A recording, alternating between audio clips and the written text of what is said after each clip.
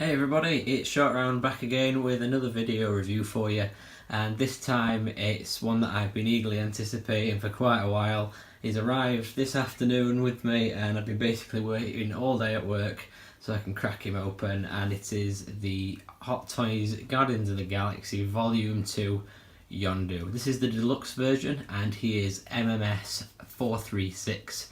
And yes, as you can see here, the box is absolutely awesome.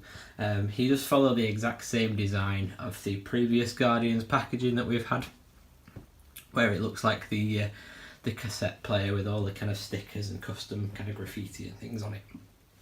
Naturally, as you can see as well, it's got the textured speaker, so it's much the same as what we had with the Star-Lord when we looked at him before, and the speakers kind of printed with the facial kind of artwork of the character, and it is, like I say, it's textured and embossed to feel like the speaker itself.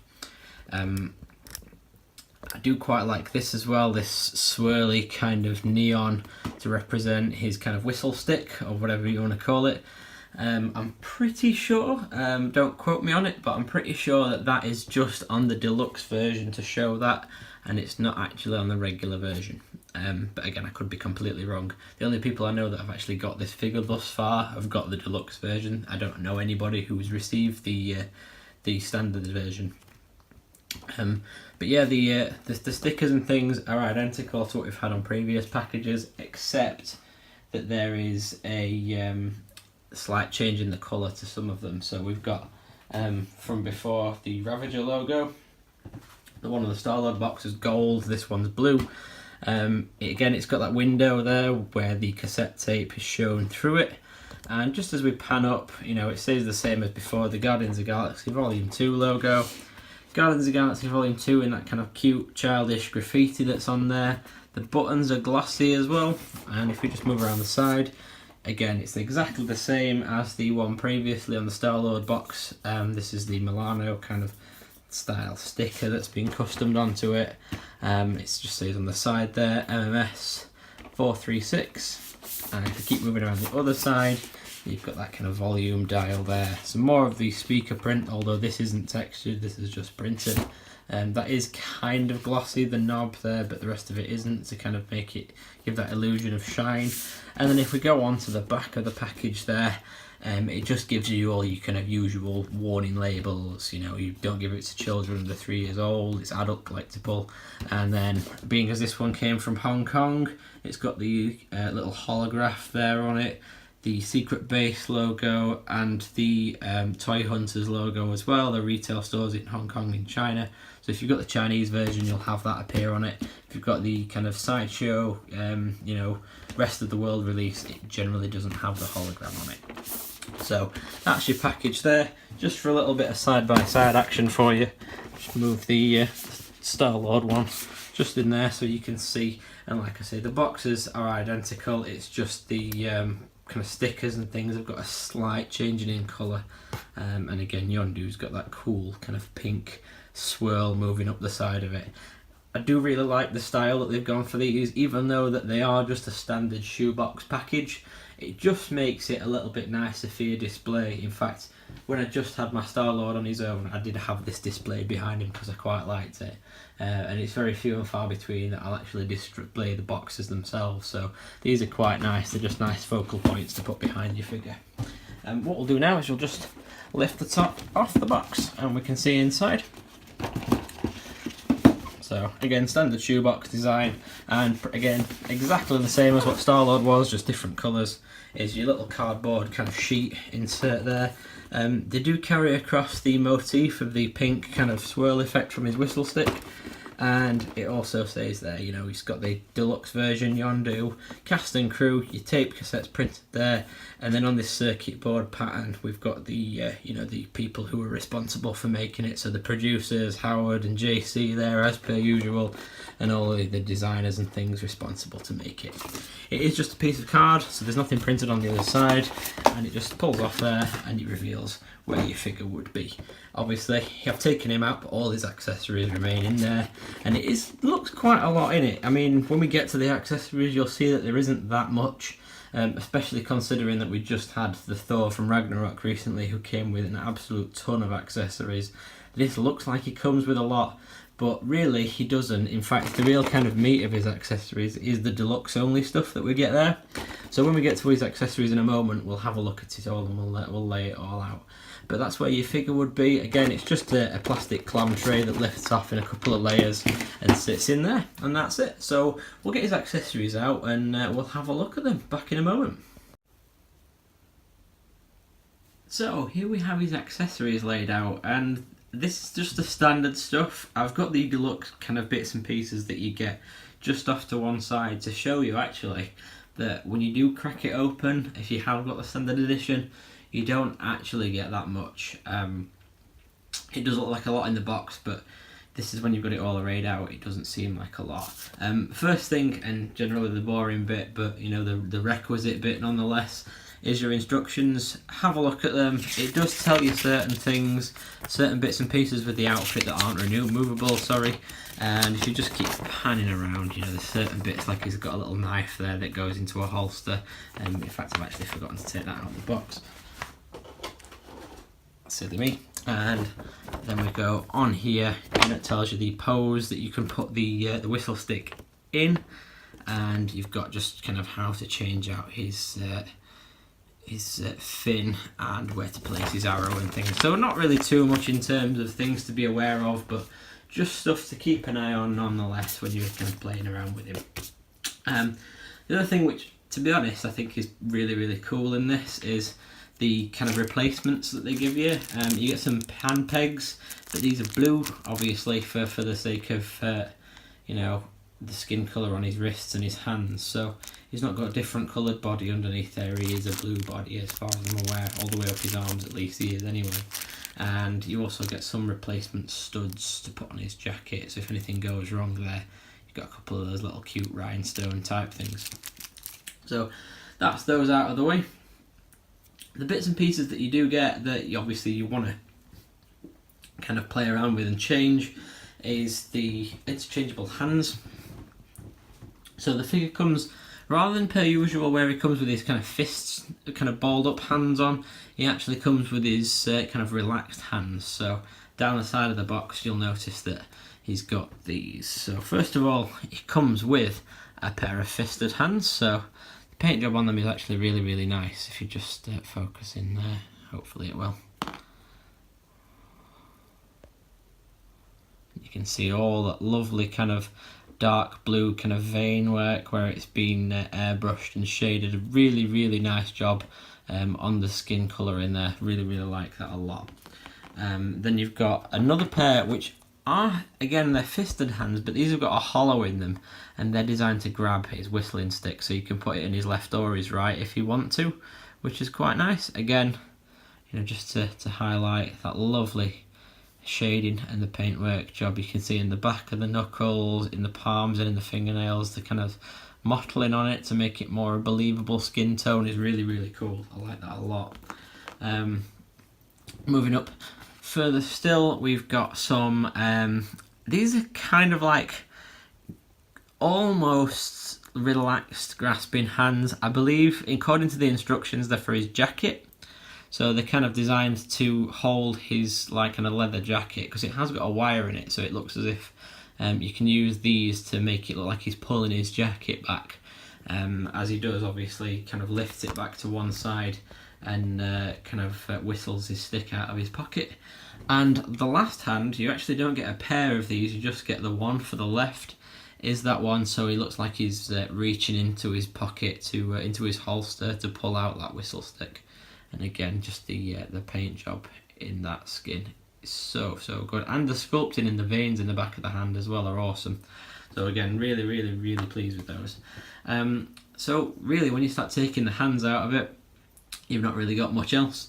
You've got that aforementioned little dagger that he puts in his cuff on his jacket, which is quite nice, which I totally forgot about.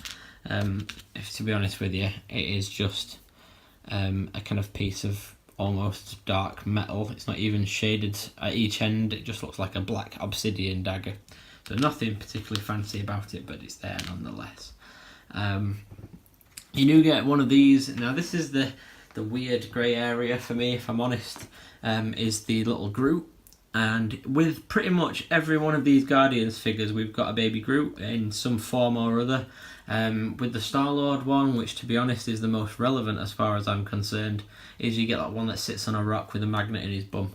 And that's what he uses to magnetise onto Quill's jacket. And I really, really like that. Then they did one with Rocket, which comes with a really bizarre translucent clip that fits on his shoulder that Rocket stands about half a centimetre off his shoulder with, and it's really ugly and I hate it. And then you get this one, this little angry one, which I don't mind so much.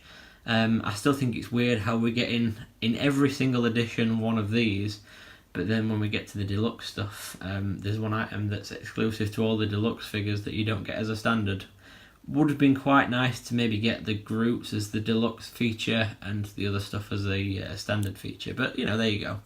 In terms of having a look at him though, the paint job is exceptional and the sculpting is always good as well. I mean, I know it's quite a small, non-posable figure, but it's painted really nice. There's lots of different shades of red in there.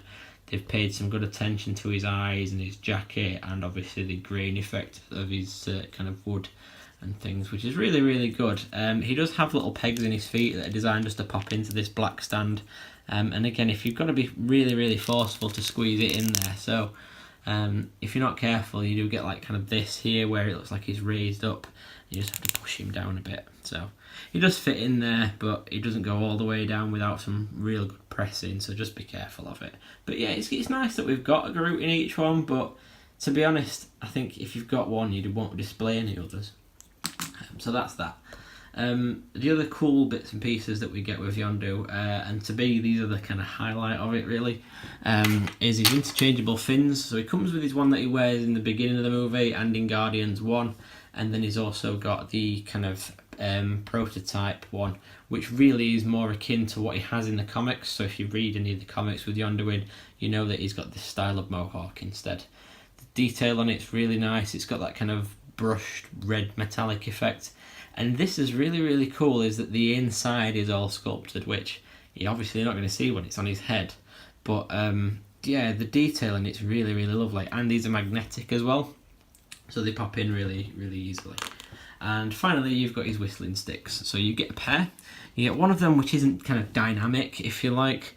It is just plastic. It comes with a little black stopper just on the end. So I'll just pop that off so we can have a good look at it. And hopefully I can get a nice focus. There you go. So that flame effect that's up the middle of it, it looks really, really nice. And that can, again, that brushed bronze colour is really, really sweet as well. The detail in it with the silver and things is so good. It's a shame, obviously, that you can't display them with both, but it is nice as well that they both come with these little kind of tape stoppers so that it doesn't get bent inside the box as well. Still be careful because it is plastic. It's a shame it's not die cast. But yeah, and then finally you get this. So it comes in 3 parts.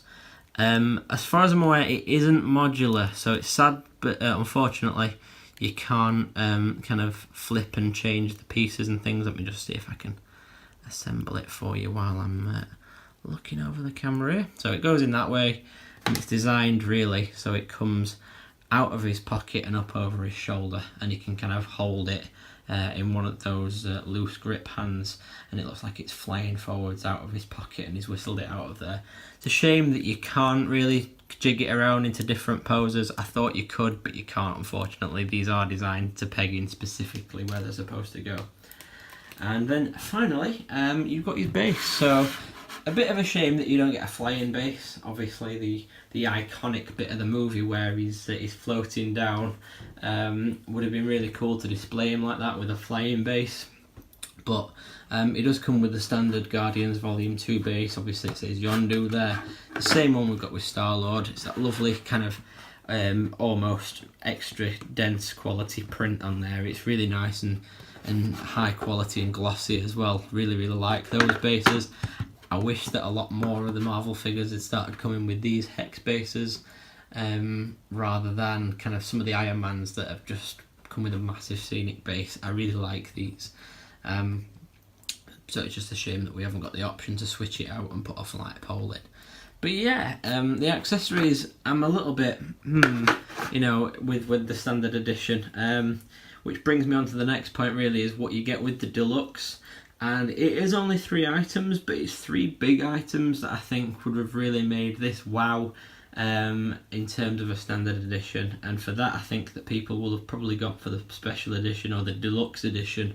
And I can imagine that hardly anybody's ordered the standard version over it. So first up, you get a gun, which is designed for rocket.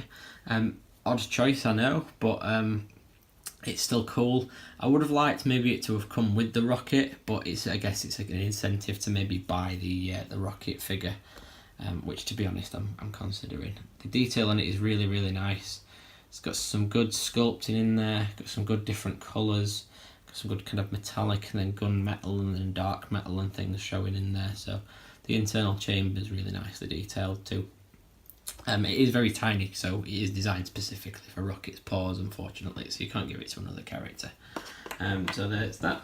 You do get a cage to pop your little Groot in. I'm not going to lie, I think the angry one's the wrong choice to put inside here. I think I'd maybe put that kind of little sad, sat down one from Quill. If you've got Star-Lord, put that one inside here when he's sat, because he might look a bit more glum in his cage rather than being angry and trying to rattle his way out, and that way it makes it more true to the movie. It is a really nice detail though, especially with that padlock on there looking all brassy and things. It's really nice paint weathering on there. So that's one thing. And then finally, and this is the bit that, like I say, is a little bit controversial, having got those Groots, which again I think if you get one, you don't really need any others, and you probably don't want to get any more out of the box. But the Deluxe, which has been Deluxe in all the Guardians figures thus far we've had, is an aero rig. So, you know, the jetpacks that every character uses at some point in the movie, yeah, it's the Deluxe only, unfortunately, which is, again, is a motive to buy the Deluxe. If you've got the option to, I'd definitely say get the Deluxe just for stuff like this, especially given, again, that whole flight scene at the end of the film is relevant, so you can recreate it with this. You know how they operate, again, like I say, if you watch the Star-Lord video, it shows you how kind of take it on and take it off. It's just got some tabs at the top and some buttons at the bottom to take it out of there. As far as I'm aware, it is the exact same design as well, so it's just a recreation. But yeah, it's just a little bit disappointing that the Groot isn't the special edition feature and that is. So yeah, if you've got the option to spend maybe $20 more to get this one, definitely go for the Deluxe.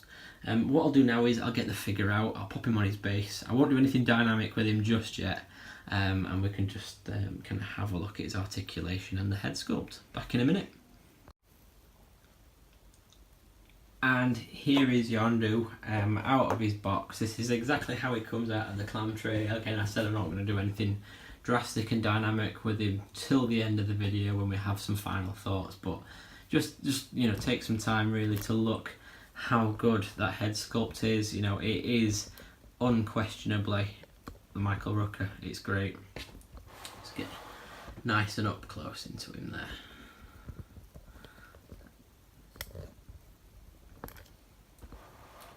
Yeah, it is absolutely awesome.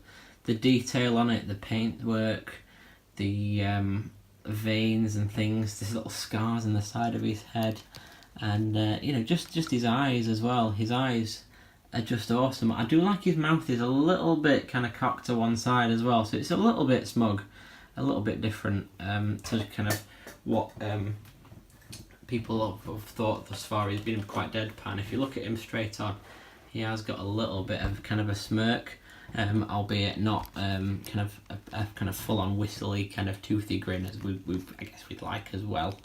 But yeah, the paintwork is absolutely phenomenal. Just like, look at the little veins there. Yeah, this one's killed it for me. A lot of the doubt with this figure where people were worried that it'd look as good as the prototype, yeah, it is decent. You know, fantastic interpretation of him. It's definitely up there with some of those recent head sculpts which have been absolutely cracking, like that Tom Holland Spider-Man where we've got the face of there. You know, that new Tony Stark from the Mark 46 and 47, it's up there with those in terms of lightness. You know, it's absolutely awesome. You know, so the guys at Hot Toys have done a cracking job on this one. To change out his fin, just while I'm here, it's just magnetic, and again it just lifts off there. That one also has the same kind of sculpted print detail inside, and all you do is you just pop it in and it magnetises in there, no bother. Really, really nice. Panning out, we're just having a look at his costume and things. It is all kind of that leather-like material. It is wired as well, so you can pose the bottom of the coat. What I do really like about this costume as well is, if we're just moving back a little bit more so you can kind of take the full scope of it in, is all the different components that make it up. His sleeves are a different material to the body of his jacket. He's got a waistcoat on. He's got all these like straps and clips and clasps and buttons all over it. And what I really, really like is the little kind of neckerchief he's got on there. The detail on him is absolutely amazing. I just think he's spot on. The patterns and things, these are all kind of embossed onto his suit. He's got those two-part boots on as well, so if you just look a little bit lower, he has got those kind of split boots around the ankle, so what you can do is change his ankles and move them up and down around him. What I've just noticed as well while I was bringing him up here is these things aren't removable, but this patch here is magnetic. So you can lift this up, you can pose his arm, and then pops into place, which is quite nice. Didn't expect it at all, but it's cool how that's designed obviously to flap down, so they magnetise that. His suit, his costume rather, isn't too restrictive. You can get his arms all the way up here like that without any problems. Nothing detrimental there. He's got a double bend in his elbows, so he can get his arms really far back, and then obviously he's got a kind of axle there as well, so you can rotate it. And his wrists are just on the usual wrist pegs, so nothing there. He has got a little bit of an ab crunch. He has got a costume on that's layered up quite a lot, so it does limit it ever so slightly. And then finally, if you look at his legs don't really kind of get any far out because his trousers are quite restrictive. But you can get maybe 45 degrees each side, and then 45 degrees out front if you want to. He's not really the type that splays his legs out anyway. He's not massively kind of throwing his limbs around in the movies, so I guess that suffices. And he's got a double joint in his knees, so he can bend his legs all the way back up there. And like I say, there's the aforementioned rotating ankle with the cuff that moves down. So yeah, that's his articulation. If you want to count as well the coat, I guess, like I say, that is wired, so you've got a lot of wiring in the bottom of it, so you can pose that as well. He's got, if you look on the inside of his jacket, this isn't removable, but he has got a holster for his whistle stick here as well, which again plays a key kind of part of putting the red trail in behind it when you want to kind of pose him up and start putting some character to your figure. So what I'll go and do now is I'll just quickly go and grab some accessories and pop them on him and pose him up, and we can have some final thoughts. Alright, back in a second.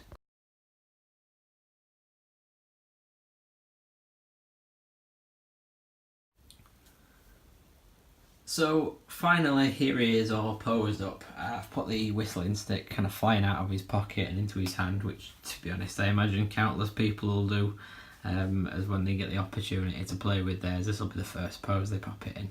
I would quite like to mess about with him and maybe put that aero rig on so I can do the whole Mary Poppins thing, but I am going to get a flight stand for him first so I can actually do it properly. Yeah, final thoughts. So I can't praise this figure enough. I think my only complaint is, and it is just, I guess it's another one of those kind of greedy complaints where I would have liked to have seen more accessories. If the opportunity would have arisen maybe to have an alternative head sculpt so that you've got either a smile, kind of that toothy kind of silver tooth grin showing, or him whistling so that it looks like it's posing like this, you can put whistling it out of his pocket, it'd have been nice. But I think then I guess you're asking for even more kind of money for it, because you start kind of going into the territory of the DXs with all the head sculpts there. Other than that, I think it's an absolutely awesome figure. the tailoring on it is vastly improved compared to the tailoring on the Star-Lord jacket, which a lot of people didn't like.